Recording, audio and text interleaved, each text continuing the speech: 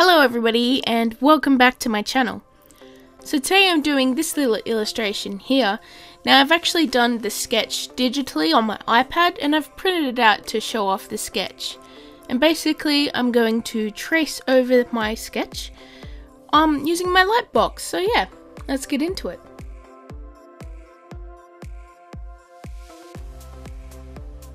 Now I started off tracing over the dog here.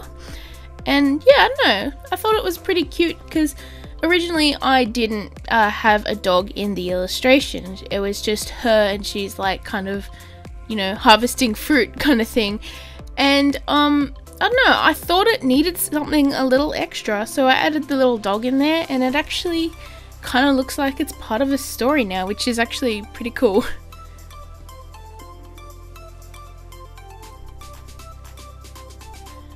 So yeah, I decided to draw a girl sort of harvesting tomatoes, and I don't know, just the idea kind of came to me like how any other idea comes to me. Yeah, and I thought that this would look pretty cool to draw, and it actually did turn out that way, so yeah, that's pretty cool. I'm actually using my Copic Multiliners to ink the girl and the dog. And I actually used my sepia multiliner to ink the basket there.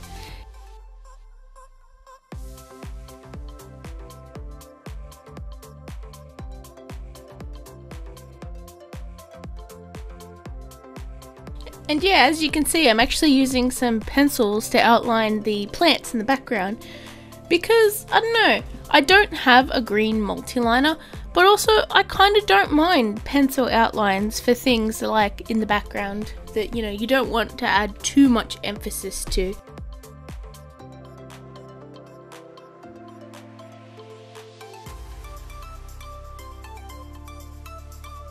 It's actually pretty funny, the sketch that I showed you earlier, it actually took me about 2.5 hours to do. I don't know, I was just very finicky over the details and I wanted everything to be perfect. But yeah, it actually turned out worth my time because I really do like this piece and I really do like the composition in it as well. So yeah, I'm starting off colouring the piece now, and I'm actually starting with the plants and the background.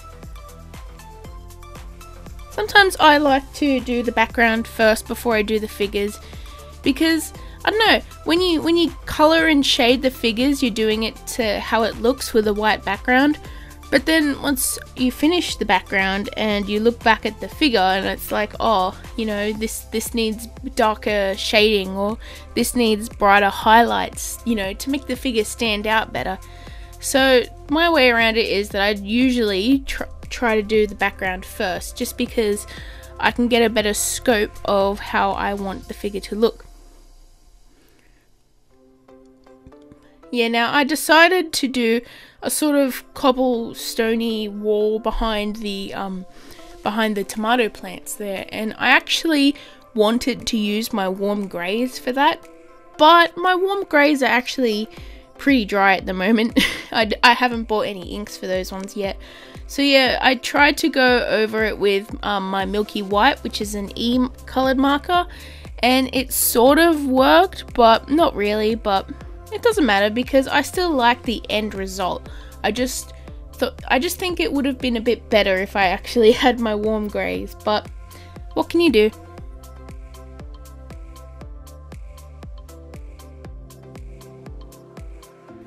Yeah, I started outlining just random squarey patterns. I tried not to make it too uniform because I wanted it to look a bit rustic.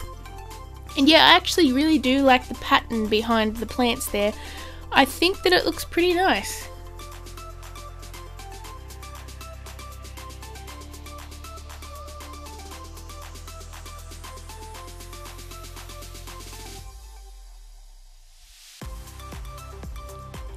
And yeah, for the little garden box there, I wanted to put a little bit of a wood grain texture on it. So I actually laid my buttercup yellow marker over at the beginning, and then I used some E-color markers just to do the sort of wood texture. And yeah, I think it looks pretty cool. I actually don't mind using buttercup yellow underneath the wood, because it kind of gives it a kind of lighter wood color, kind of like a soft wood, like pine or something, instead of like a dark brown like the stakes there. And now time for the cute little doggo. I actually decided to make this dog a German Shepherd, mainly because I've never drawn a German Shepherd before and I wanted to give it a go. So yeah, I actually really do like the colors I did in this. They did end up a little bit muddy, but to be honest, German Shepherds kind of look like that anyway, so it's no loss. I actually started with my sand colored marker, and then I added some yellows and oranges over the top to kind of boost the saturation. And yeah, then I used burnt umber and a little bit of Prussian blue actually to do the really dark parts. And yeah, it actually turned out really cute. I love the expression on the dog's face. And yeah, I don't know, I'm pretty happy with it. Now for the girl, I wanted to give her dark hair, particularly straight hair as well, because I've noticed a trend in my artworks. I really like doing light colored, usually pink or purple hair, and it's usually crazy and curly and like very fantasy like, but I didn't want to get in the habit of doing the same thing over and over, because I don't know, after a while if I keep doing the exact same thing over and over, it will get a bit boring. So I decided to mix it up a little bit. So she's got like a dark blue kind of hair, and yeah, really straight hair I tried to do, and yeah, I'm actually pretty happy with that.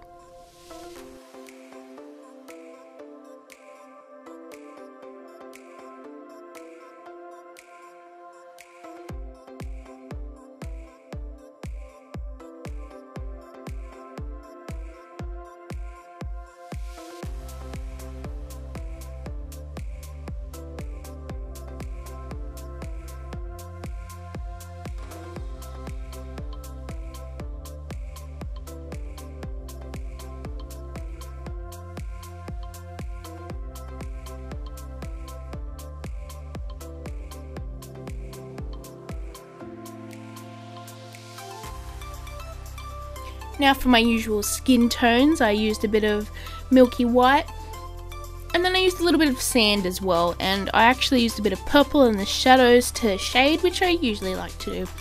But this time, instead of using my tea rose marker to do the blush, I actually used pale pink.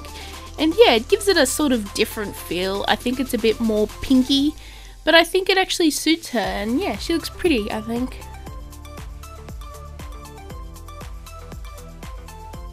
Now for the background, I actually wanted to leave the background a little bit less detailed, because over on the left side there is a lot of detail there. There's the plants and the tomatoes and the wood grain texture, and also the little stone texture as well.